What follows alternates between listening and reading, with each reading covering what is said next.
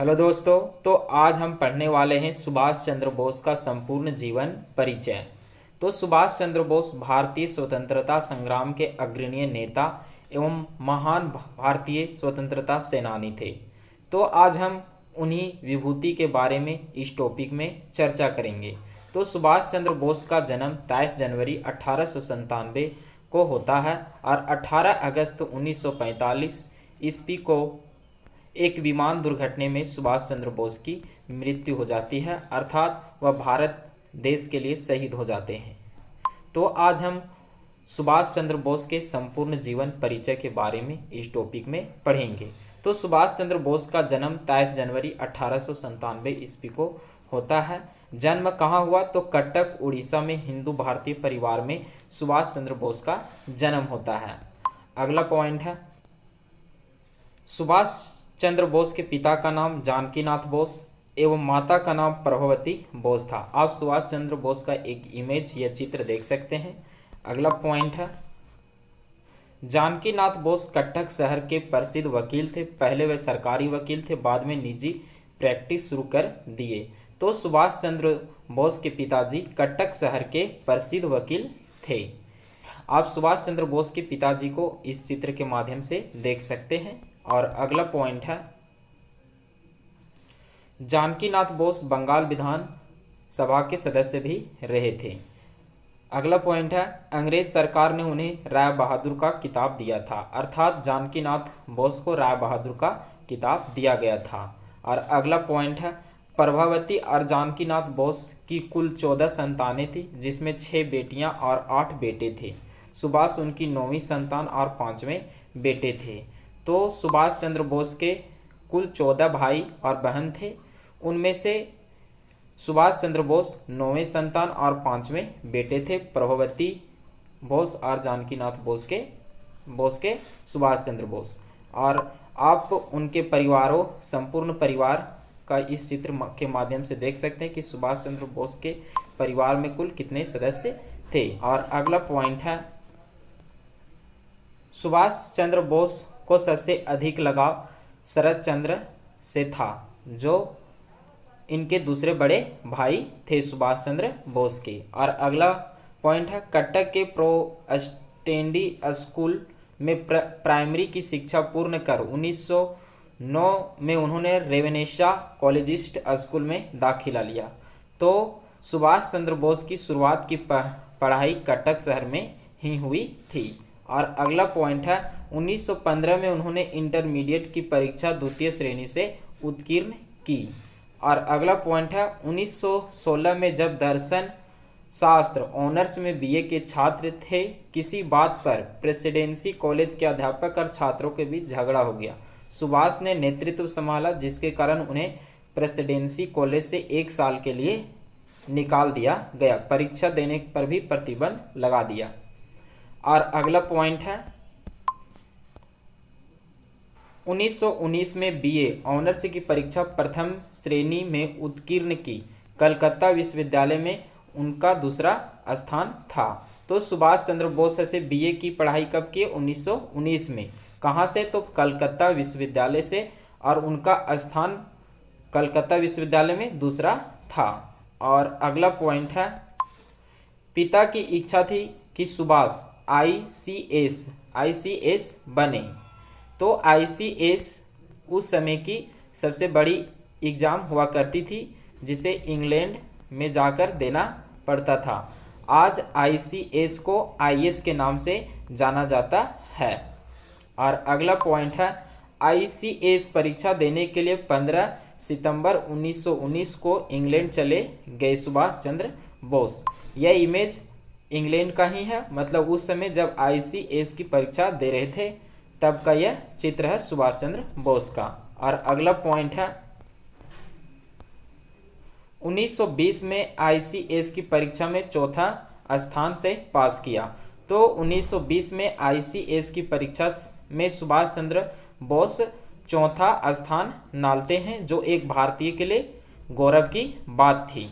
और अगला पॉइंट है, 22 अप्रैल 1921 को भारत सचिव एस मॉन्टेग्यू को आईसीएस से त्यागपत्र देने का पत्र लिखा। तो 1921 में सुभाष ने आईसीएस से त्यागपत्र दे देते हैं। और अगला पॉइंट है, जून 1921 में मानसिक एवं नैतिक विज्ञान में टाई पास ऑनर्स की डिग्री के साथ स्वदेश वापस लौट गए। तो सुभाष चंद्र बोस ऐसे 1921 में अपने देश वापस लौट आते हैं। और अगला पॉइंट है, 20 जुलाई 1921 ईस्वी को गांधी और सुभाष के बीच पहली मुलाकात होती है। तो क्वेश्चन पूछता है कि गांधी और सुभाष की पहली मुलाकात कब होती है? तो 20 जुलाई 1921 ईस्वी को। अगला पॉइंट है, अपने सार्वजनिक जीवन में सुभाष को कुल 11 बार कारावास हुआ। सबसे पहले उन्हें 16 जुलाई 1921 ईस्वी को 6 महीने के लिए कारावास हुआ। तो सुभाष चंद्र बोस को अपने सार्वजनिक जीवन में कुल 11 बार जेल जाना पड़ा था। अगला पॉइंट है, 1930 ईस्वी को सुभाष को कलकत्ता का महापौर चुना गया। और अगला पॉइंट है, सन 1933 से लेकर 1936 तक सुभाष यूरोप में रहे। इसी बीच में सुभाष विठल भाई पटेल से मिले, जो सरदार वल्लभ भाई पटेल के बड़े भाई थे। तो सन 1933 से लेकर 1936 तक सुभाष यूरोप में थे, क्योंकि उनकी जो तबीयत थी वह खराब हो गई थी, इसीलिए इलाज के लिए वह यूरोप गए हुए थे। यूरोप में किस देश? तो ऑस्ट्रिया देश में गए थे, वहीं का यह चित्र है। और अगला पॉइंट है, सुभाष चंद्र बोस सन 1937 में एमिला सेकल से शादी व विवाह किया। तो आप सुभाष चंद्र बोस की पत्नी और सुभाष को इस चित्र के माध्यम से देख सकते हैं। तो 1937 में एमिली सेकल से शादी करते हैं सुभाष चंद्र बोस, ऑस्ट्रिया ही देश में ही करते हैं। अगला पॉइंट है, सुभाष चंद्र बोस की बेटी का नाम अनीता बोस था। तो सुभाष चंद्र बोस की एक बेटी थी जिसका नाम क्या था? अनीता बोस। अगला पॉइंट है, 1938 ईस्वी में भारतीय राष्ट्रीय कांग्रेस के अध्यक्ष रहे। यह कांग्रेस का 51वां अधिवेशन था। तो 1938 में हरिपुर अधिवेशन में सुभाष चंद्र बोस कांग्रेस के अध्यक्ष बनते हैं। आप इस चित्र के माध्यम से देख सकते हैं कि हरिपुर कांग्रेस अधिवेशन में महात्मा गांधी, सुभाष चंद्र बोस, सरदार वल्लभ भाई पटेल और राजेंद्र बाबू, ये 4 व्यक्ति सुभाष चंद्र बोस के आसपास में बैठे हुए हैं। और उसी समय सुभाष चंद्र बोस को अध्यक्षा मिलता है 1938 ईस्वी में कांग्रेस का। और अगला पॉइंट है, 1939 में सुभाष चंद्र बोस फिर से भारतीय राष्ट्रीय कांग्रेस के अध्यक्ष बने, लेकिन कुछ दिनों के बाद में ही उन्होंने इस्तीफा दे दिया। तो इस्तीफा देने के बाद का यह चित्र है सुभाष चंद्र बोस का। 1939 का वार्षिक कांग्रेस अधिवेशन त्रिपुरा में हुआ। और अगला पॉइंट है, 3 मई 1939 को सुभाष ने कांग्रेस के अंदर ही फॉरवर्ड ब्लॉक नाम से अपनी पार्टी की स्थापना की। कुछ दिनों के बाद सुभाष को कांग्रेस से निकाल दिया गया। और अगला पॉइंट है, बाद में फॉरवर्ड ब्लॉक अपने आप को एक स्वतंत्र पार्टी बन गई। तो बाद में से फॉरवर्ड ब्लॉक से क्या बना? स्वतंत्र पार्टी एक बन गई थी। अगला पॉइंट है, 23 सितंबर 1939 को मद्रास में जब थे सुभाष चंद्र बोस, सुभाष को ब्रिटेन और जर्मनी में युद्ध छेड़ने की सूचना मिली। तब उन्होंने घोषणा की कि भारत को अपनी आज़ादी के लिए अपना अभियान तेज कर देना चाहिए। इसी अभियान के बाद सुभाष चंद्र बोस को अपने घर के अंदर ही नज़रबंद कर दिया गया था। और अगला पॉइंट है, सुभाष को अपने घर के अंदर ही अंग्रेज सरकार ने नज़रबंद कर दिया था। यह वही घर है जिसमें सुभाष चंद्र बोस को नज़रबंद किया गया था। अगला पॉइंट है, 16 जनवरी 1941 को नज़रबंदी से भाग निकले सुभाष चंद्र बोस। तो इस घर से सुभाष चंद्र बोस से 16 जनवरी 1941 को भाग जाते हैं। और सबसे पहले वह कहाँ जाते हैं? तो 16 जनवरी 1941 को जब भागते हैं सुभाष चंद्र बोस, तो सबसे पहले वह झारखंड के धनबाद शहर पहुंचते हैं। धनबाद से वह सीधे जाते हैं पाकिस्तान के पेशावर में। पेशावर के बाद वह सीधे अफगानिस्तान की राजधानी काबुल जाते हैं। और काबुल के बाद वह सीधे इटली की मदद से मॉस्को पहुंचते हैं। मॉस्को के बाद जर्मनी की राजधानी बर्लिन पहुंचते हैं सुभाष चंद्र बोस। बर्लिन में सुभाष चंद्र बोस एडोल्फ हिटलर अर्थात हिटलर से मिलते हैं, जो उस समय जर्मनी का तानाशाह था। तो अगला पॉइंट है उसी के बारे में, हिटलर के बारे में, कि 29 मई 1942 के दिन सुभाष जर्मनी के सर्वोच्च नेता एडोल्फ हिटलर से मिलते हैं। आप इस चित्र के माध्यम से देख सकते हैं कि सुभाष चंद्र बोस ये बैठे हुए हैं और एडोल्फ हिटलर ये बैठे हुए हैं। एक ही टेबल पर बैठे हुए हैं और दोनों बातचीत कर रहे हैं, सुभाष चंद्र बोस और हिटलर। अगला पॉइंट है 8 मई 1943 को जर्मनी के किल बंदरगाह में अपने साथी अबीद हसून सरफरानी के साथ एक जर्मनी पनडुब्बी में बैठकर पूर्वी एशिया की ओर निकल गई। तो जब जर्मनी से सहायता नहीं मिला सुभाष चंद्र बोस को, तब उन्होंने फैसला लिया कि वह पूर्वी एशिया जाएंगे और जापान से सहायता मांगेंगे। तो वह अब जापान की सहायता मांगने के लिए निकल पड़ते हैं जर्मनी से। वह जर्मनी पनडुब्बी में उन्होंने हिंद महासागर में मेडागास्कर किनारे तक लेकर गई। वहां दोनों समुद्र में तैरकर जापानी पनडुब्बी तक पहुंचते हैं। तो वह अब जापान की सहायता मांगने खातिर पूर्वी एशिया में जापान पहुंचते हैं। यह जापानी पनडुब्बी उन्होंने इंडोनेशिया के पदांग बंदरगाह तक पहुंचाकर आई। अगला पॉइंट है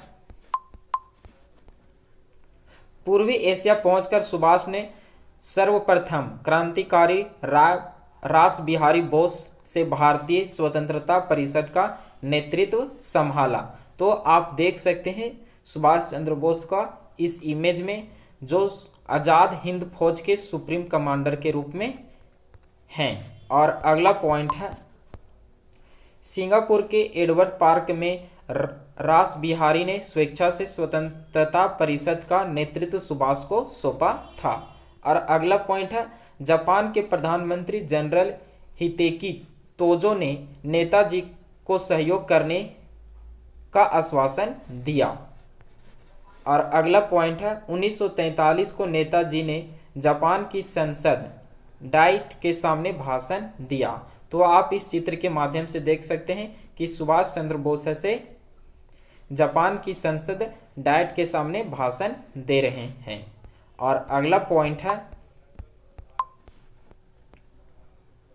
सुभाष चंद्र बोस द्वितीय विश्व युद्ध के दौरान अंग्रेजों के खिलाफ लड़ने के लिए उन्होंने जापान के सहयोग से आज़ाद हिंद फौज का गठन किया।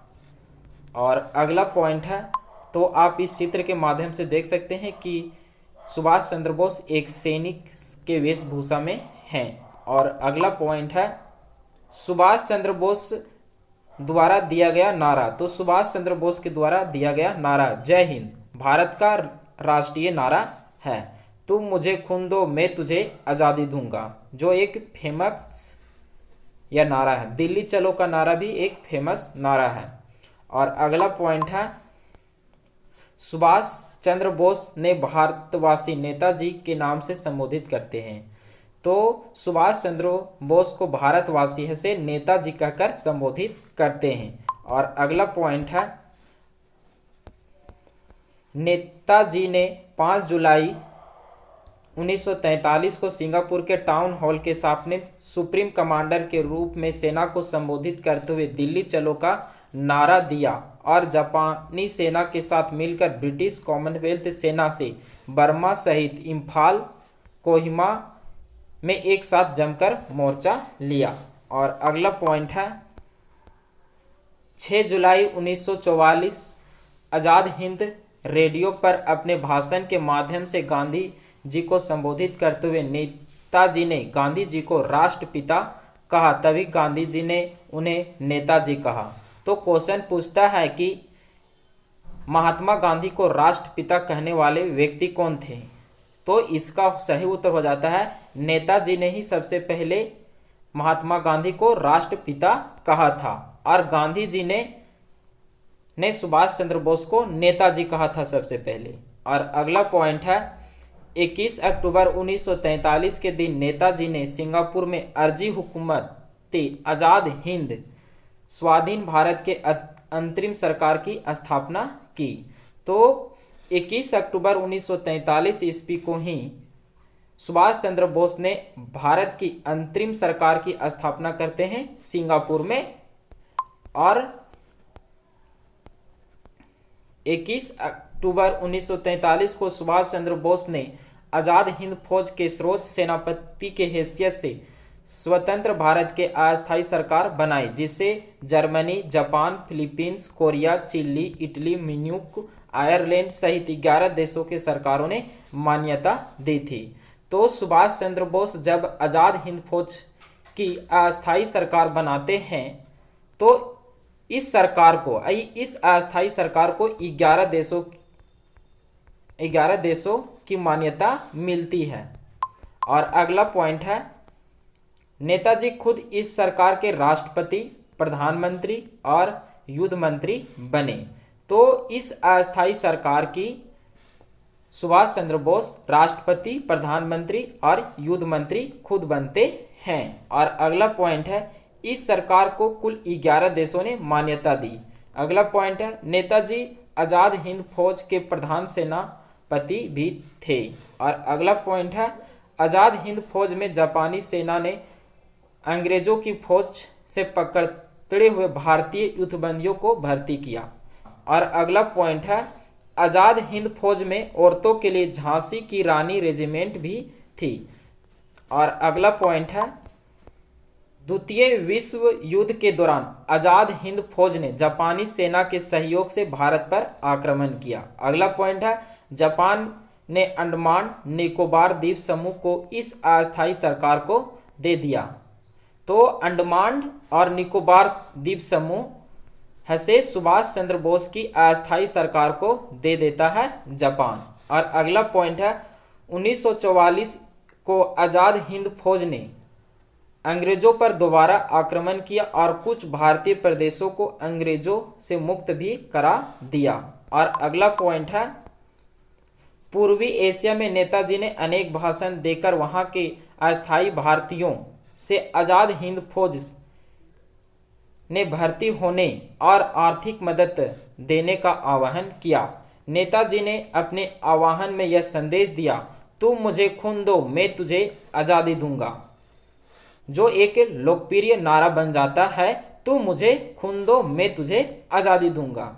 ये नेताजी के द्वारा दिया गया था, एक लोकप्रिय नारा था। और अगला पॉइंट है नेताजी अपनी फौज को प्रेरित करने के लिए दिल्ली चलो का नारा दिया। अगला पॉइंट है द्वितीय विश्व युद्ध में जापान की हार के बाद नेताजी ने नया रास्ता ढूंढना जरूरी था। उन्होंने रूस की सहायता मांगने का निश्चय किया था।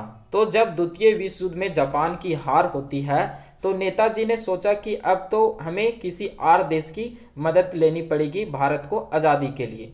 तो नेताजी ने उसी समय रूस जाने के लिए निश्चय किया।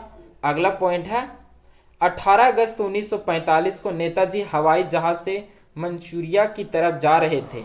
इसी सफर के दौरान वे लापता हो गए। इस दिन के बाद नेताजी को कभी किसी ने दिखाई नहीं दिए। तो 18 अगस्त 1945 को सुभाष चंद्र बोस भारत के लिए शहीद हो जाते हैं। और अगला पॉइंट है 23 अगस्त 1945 को टोक्यो रेडियो ने बताया कि सोगोन में नेताजी एक बड़े बम वर्षक विमान से आ रहे थे कि 18 अगस्त को ताइहोको हवाई अड्डे के पास उनका विमान दुर्घटनाग्रस्त हो गया।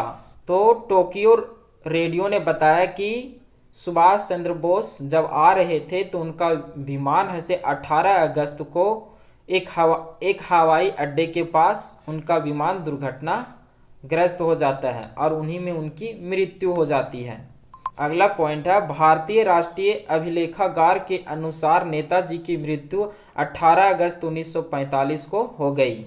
और अगला पॉइंट है, स्वतंत्रता के पश्चात भारत सरकार ने इस घटना की जांच करने के लिए 1956 और 1977 में 2 बार आयोग नियुक्त किया। दोनों बार यह नतीजा निकला कि नेताजी की उसी विमान दुर्घटना में शहीद हो गए। और अगला पॉइंट है, 1999 में मनोज कुमार मुखर्जी के नेतृत्व में तीसरा आयोग बनाया गया। तो 1999 में मनोज कुमार मुखर्जी के नेतृत्व में तीसरा आयोग बनाया गया।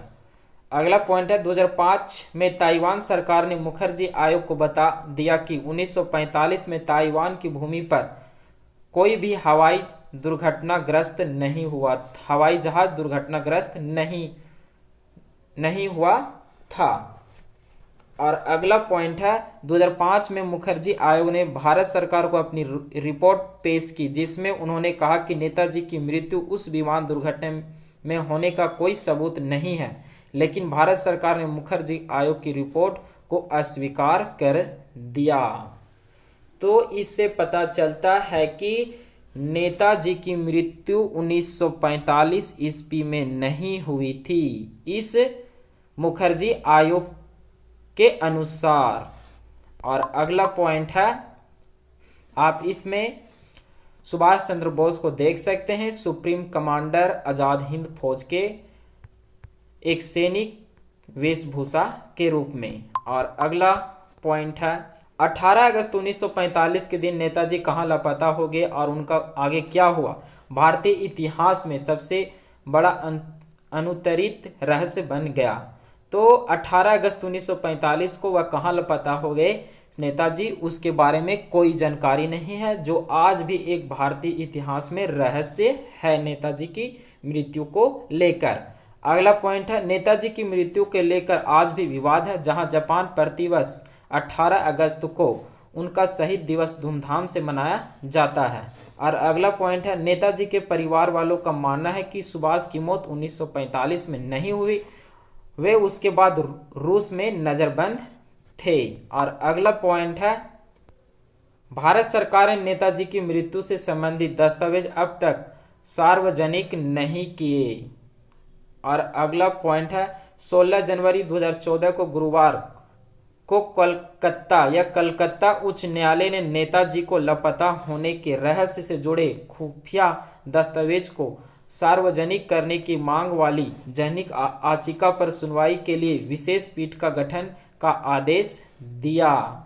अगला पॉइंट है, 23 जनवरी 2021 को नेताजी की 125वीं जयंती है, जिसमें भारत सरकार के निर्णय के तहत पराक्रम दिवस के रूप में मनाया गया। तो नेताजी की 125वीं जयंती पर भारत सरकार ने नेताजी के जयंती पर पराक्रम दिवस के रूप में मनाया जाता है प्रत्येक वर्ष 23 जनवरी को। और अगला पॉइंट है और लास्ट पॉइंट है, 8 सितंबर 2022 को नई दिल्ली में राजपथ, जिसका नामकरण कर्तव्य पथ किया गया है, पर नेताजी के विशाल प्रतिमा का अनावरण किया गया। तो आप 26 जनवरी को जो राजपथ पर परेड होते हुए देखते हैं, जिसका नाम अब कर्तव्य पथ कर दिया गया है, उस कर्तव्य पथ में नेताजी का विशाल प्रतिमा का अनावरण किया गया है। तो आज का क्लास हम यहीं पर समाप्त करते हैं। हम नए क्लास में नए जोश, नए उमंग और नए टॉपिक के साथ फिर मिलेंगे। तो अगर आप चैनल को सब्सक्राइब नहीं किए, जाकर चैनल को सब्सक्राइब कर लीजिए, लाइक कीजिए और अपने दोस्तों के साथ इसे शेयर करना न भूलें।